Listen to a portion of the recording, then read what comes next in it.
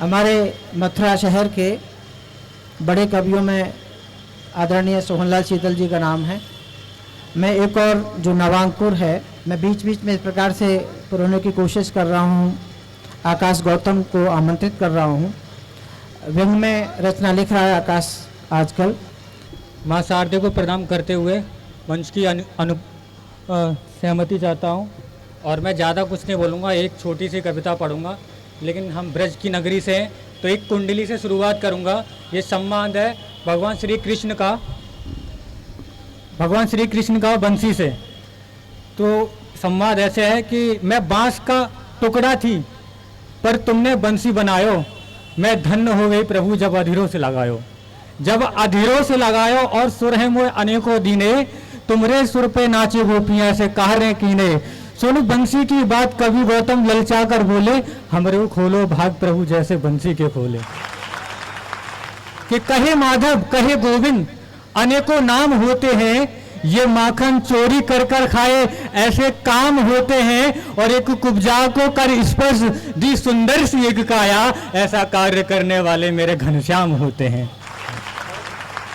एक छोटी सी कविता है 2 मिनट की, बस उसे पढ़ूंगा और फिर मैं अपना स्थान ग्रहण करूंगा। ये कविता है एक माँ और बेटे के बीच के संवाद की, कि जब माँ होती है तो बच्चा माँ की वैल्यू नहीं करता है, जब माँ चली जाती है तो उसे उसकी कमी खलती है। तो एक बड़े झुंझलाकर एक बेटा अपनी माँ से बोलता है कि माँ तू बात बात पे मुझे क्यों टोकती है, बाहर जाने से माँ तू मुझे क्यों रोकती है।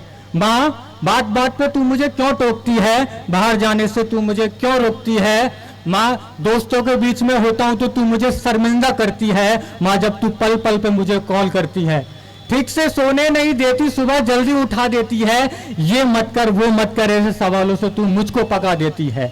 खाना ना खाऊं तो माँ तू बवाल करती है, घर से निकलने से पहले कब आएगा ऐसे सवाल करती है। माँ तेरे यही ड्रामे मुझे ऑफिस के लिए लेट करते हैं। माँ तेरे यही सवाल मुझे ऑफिस के लिए लेट करते हैं। माँ तेरे ये ड्रामे मुझे बहुत इरिटेट करते हैं। माँ मैं छोटा हूँ तू ये क्यों गलत फहमी पालती है, मैं कुछ भी कर लूँ पर तू उसमें कमियां निकालती है। माँ देख मैं खुद अपने पैरों पे खड़ा हो गया हूँ, अब दखल मत दे मेरी जिंदगी में, देख अब मैं बड़ा हो गया हूँ। अब दखल मत दे मेरी जिंदगी में, देख मैं बड़ा हो गया हूँ। जब माँ ने ये शब्द सुने बच्चे के तो माँ ज्यादा ना सुन पाई, कम से कम 1-2 वर्ष जी और उसका स्वर्गवास हो जाता है। तब वही बच्चा अपनी माँ को याद करते हुए क्या कहता है कि रात को लेट सोता हूँ, सुबह लेट उठता हूँ, बगैर कुछ खाए पिए ऑफिस को भगता हूँ।